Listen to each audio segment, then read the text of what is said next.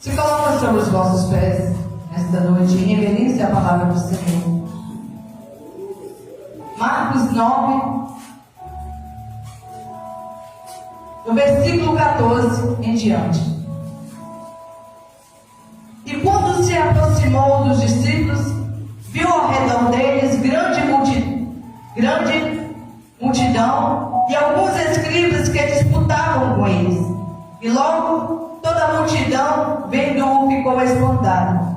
E correndo para ele um soldado, e perguntou aos escribas: quem é que discutes com eles? E um da multidão, respondendo, disse: Mestre, trouxe-te o meu filho, que tem um espírito imundo, e este onde quer que eu apanhe, despedaça-o, e ele espuma, arranja os dentes e vai definhando. Eu disse aos teus discípulos que o expulsasse, mas não puderam. E ele, respondendo-lhe, disse: ó geração incrédula, até quando estarei convosco? Até quando vos sofrereis ainda? Trazei-mo. E trouxeram-no. Quando ele o viu, logo o espírito o agitou com violência. Então, caindo endemoniado por terra, revolvia-se espumando. E perguntou ao pai dele: quanto tempo há que se sucede isso? E ele disse-lhe: desde a infância. E muitas vezes o tem lançado no fogo e na água para o destruir. Mas se tu podes fazer alguma coisa, tem compaixão de nós e ajuda-nos. Jesus disse-lhe: se tu podes crer, tudo é possível ao que crê. Aleluia e glória a Deus. Vamos orar mais uma vez, irmão? Deus amado, Deus querido, ó Pai, Espírito Santo de Deus, neste momento, meu Pai, Deus, na hora, meu Pai, Deus, que nós queremos, Senhor, que a Tua presença seja real neste lugar. Só venha, meu Pai, Deus, falar, meu Pai, através da Tua palavra. Fala, meu Pai, em nossos corações, que não seja mais eu, mas que seja, meu Pai, a Tua boca, meu Pai, falando aqui neste lugar.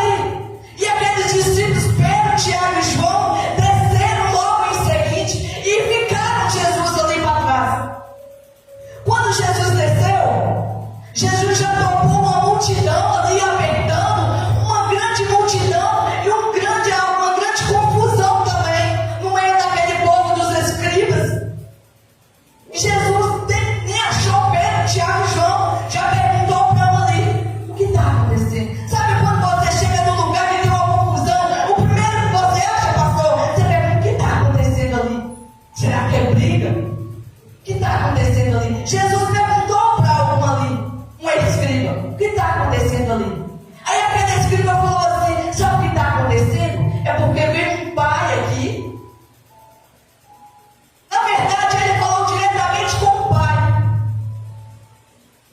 Sabe o que é que está acontecendo? Eu trouxe o meu filho, que é mudo, que está endemoniado. E os seus discípulos não fizeram nada. Jesus olhou, falou, como assim? Eles não viram o que aconteceu ali no monte. Eles não viram o poder que eu dei para eles. Oh, geração incrédula. Até quando eu acho que eu vou estar com vocês para fazer os milagres que é para vocês fazer? Jesus indignou com aquela situação. Jesus olhou e me irou. Porque não era para acontecer aquilo. Sabe, depois que você vê a glória de Deus, quando você sente a presença do Senhor, não é mais para ter medo, é para ser usado, é para ser valente. E aqueles discípulos não fizeram nada. Depois de uma manifestação maravilhosa, a última aparição de Jesus, a última manifestação de Jesus, e logo em seguida ele já ia ser crucificado. O tempo de Jesus ali já estava passando, irmãos. Jesus não ia permanecer ali fazendo. Eles tinham que encorajar, eles tinham que saber que Jesus já tinha dado a eles o poder. Olhou e Jesus falou para aquele homem: Jesus, sabe quando você tem um problema? Sabe quando Jesus chega para você com uma situação? Jesus não vai automaticamente fazendo. Ele vai perguntar o que aconteceu. Ele quer saber a real situação daquele menino. Ele quer saber o que foi que causou aquele caso. Se foi uma batida, se foi um surto, se foi um medo, se foi alguma coisa psicológica. Ele falou, não, Senhor, foi de nascença. Aí, quando é de nascença, é para a glória do Senhor ser manifestada. Jesus colocou aqueles discípulos ali numa situação para que eles vejam que ele ia subir um dia, mas que um dia eles iam fazer o mesmo que eles fez.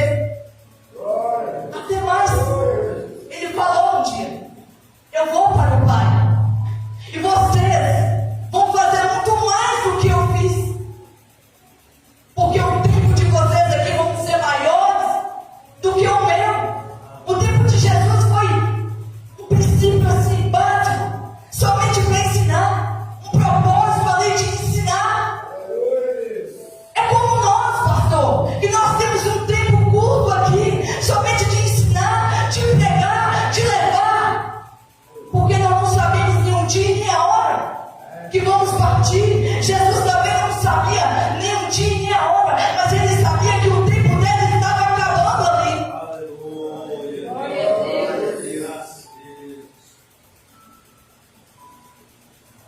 E aí ele chegou, deixou os discípulos ali, Pedro, Tiago e João, e foi levar e perguntar para aquele pai.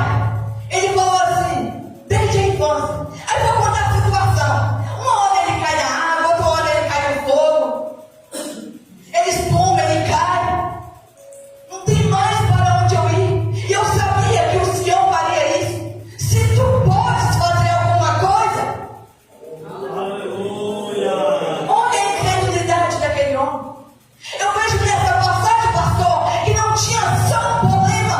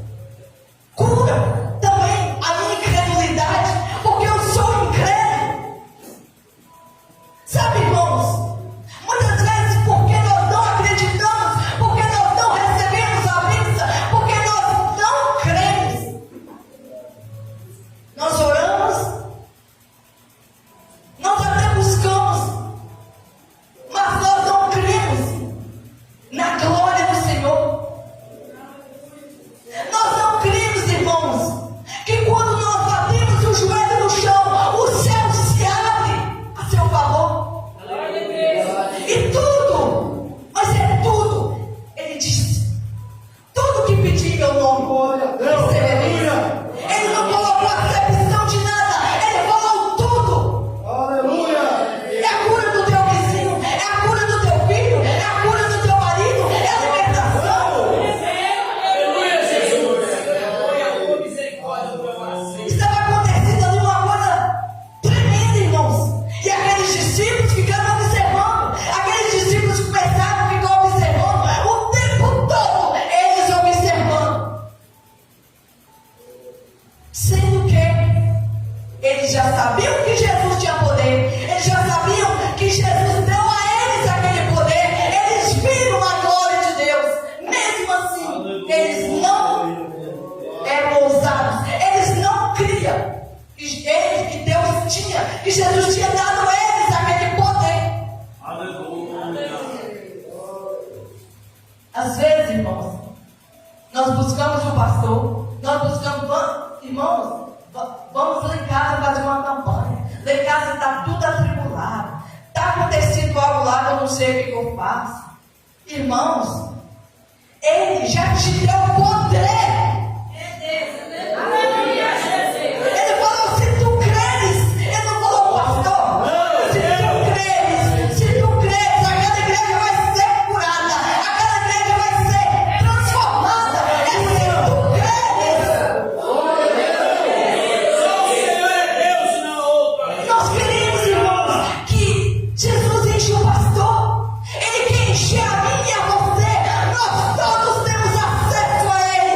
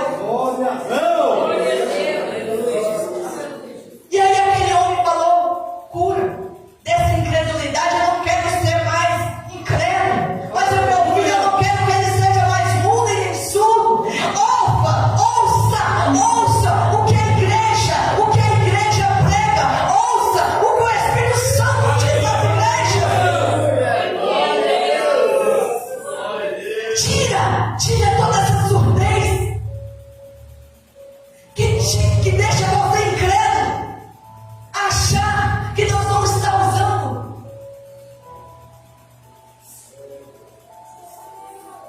Irmãos, muitas vezes nós acreditamos, se chegar para nós, pastor, e falar: olha, fizeram uma macumba, seu nome está enterrado na alma. Menina, na hora nós começamos a descer, na hora. Mas se falar assim, você tem uma grande promessa. Jesus te tirou de lá, vai te colocar no lugar de destaque. Aleluia. Através da tua vida, vai salvar toda a tua casa. Ele não guarda no teu coração, irmão. Mas o que o macumbeiro falou, ele guarda. Nós temos a tendência de guardar o que não presta, mas o que presta nós descarta. Sabe por quê? Porque quem falou foi um ser humano. Mas o macumbeiro também é ser humano.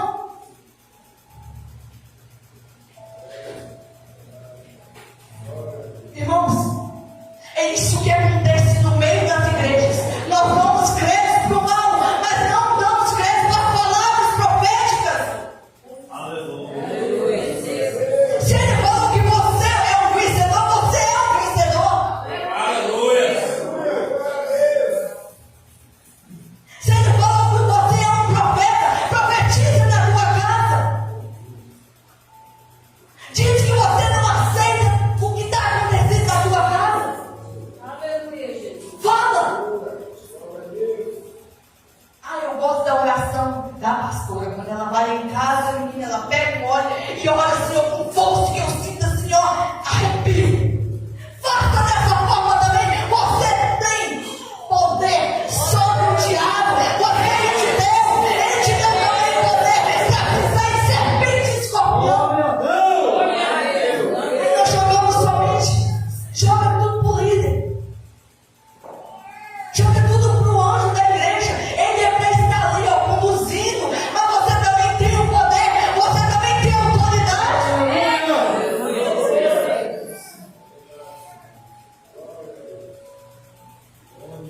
É da igreja, irmãos. É da igreja. Ele falou: fique em Jerusalém, porque do alto eu vou mandar. Do alto você vai receber. O dia que chegar um pastor, um pregador, um profeta e mandar para você profecias, recebe e guarda aqui dentro. Comece a viver aquela profecia. Eu sou isso, diz que eu sou isso. E se alguém disser alguma coisa, não sou isso. Eu sou o que a Bíblia diz que eu sou. Olha para a promessa. Nós temos somente uma maneira de falar com Deus, é através da oração. Mas Ele tem mais acesso com você do que você com Ele. Você tem a palavra, tem a revelação da palavra. Ele fala através de sonho, Ele fala através do profeta. Glória a Deus. Olha,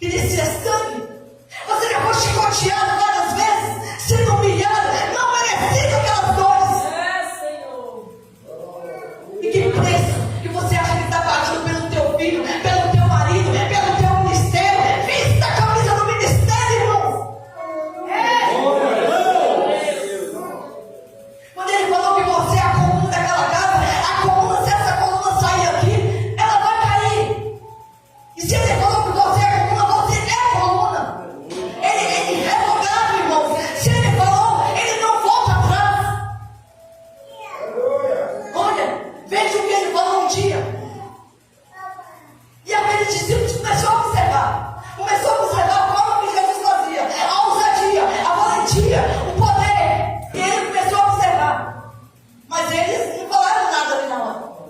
Quando aquele homem foi embora, então o menino todo feliz, eles voltaram. E quando chegaram lá, não sei, no lugar lá, ele falou assim: Jesus, peraí, por quê? Nós não conseguimos fazer aquilo. Por quê? Nós amamos o Senhor, nós sabemos tudo o que o Senhor faz, e nós não conseguimos. Nós somos os 3 primeiros, nós somos os íntimos, nós somos os chegadinhos de ti, Pedro, Tiago e João. Por que nós não conseguimos fazer o que o Senhor fez, de expulsar aqueles demônios? Jesus olhou para eles e disse: esse tipo de demônio, ele só sai com jejum e oração. Peraí, os discípulos não estavam orando, os discípulos não estavam jejuando. O que estava acontecendo com aqueles discípulos? Muitas vezes, irmãos, a nossa igreja fica sem profecia, a nossa igreja fica sem cura, sem libertação, sem prodígios, sem milagres, porque eles não oram, porque eles não fazem o que tinham que fazer. Será que é difícil eu jejuar? Eu pagar um preço pequeno, tirando a coisa que eu mais gosto, amortecer a carne, não deixar aquela carne reinando em mim, mas que o Espírito reina, porque o que está mais forte é o que vai reinar. E será como que aqueles discípulos estavam? Será que eles estavam na carne?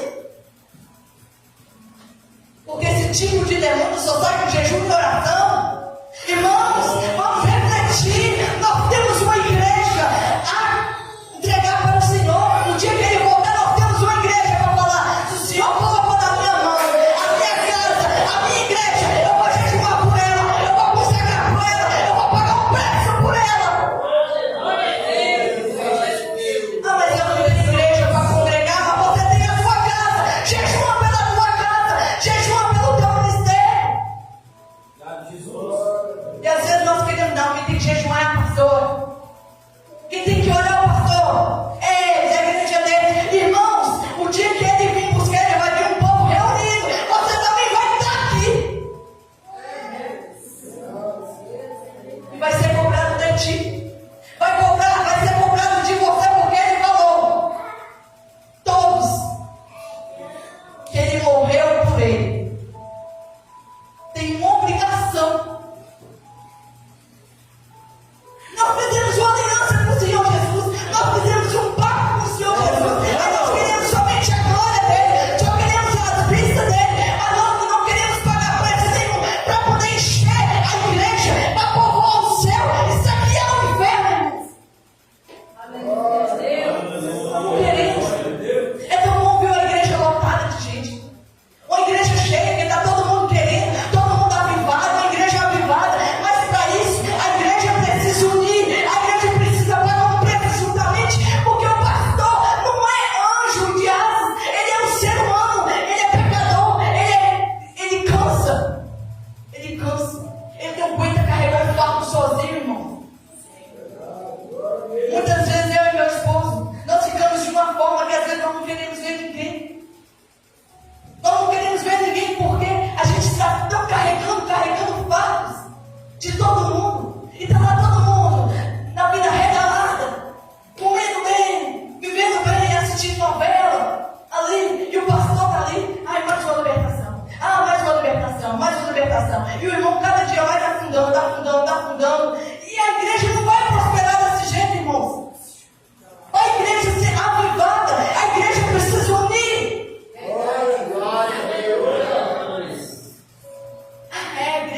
É a pastora, é o pastor que se vira lá. Eu só vou lá e congrego e pronto. Irmãos, quando a igreja orava, Pedro foi solto. Quando a igreja reuniu e orava, Pedro foi solto. A igreja tem que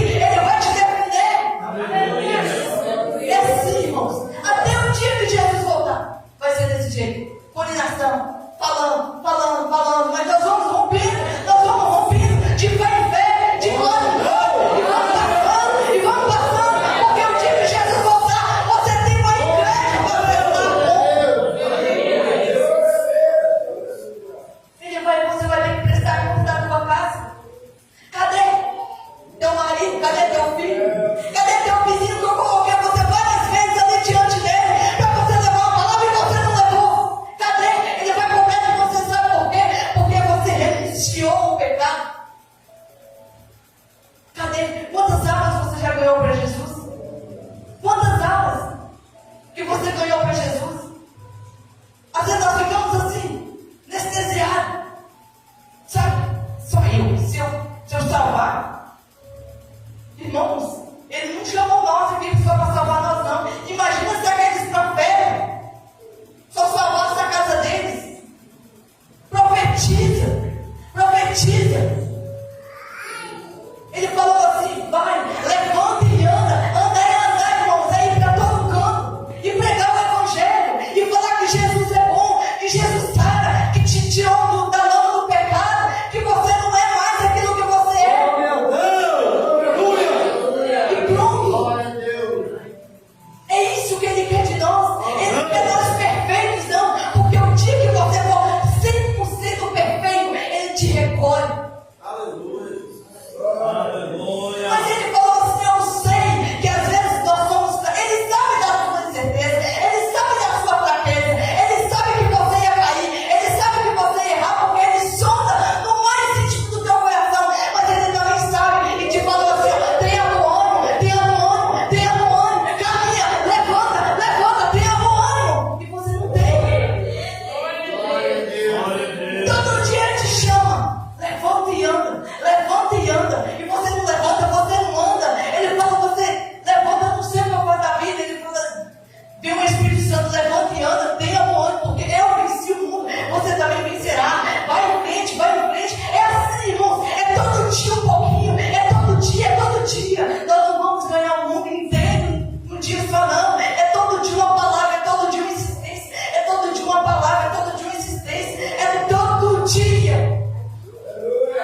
Uma árvore que cai na minha, na tua vida é todo dia, porque se nós guardar, irmãos, ela vai perder. É todo dia. E o que nós estamos fazendo com a palavra do dia?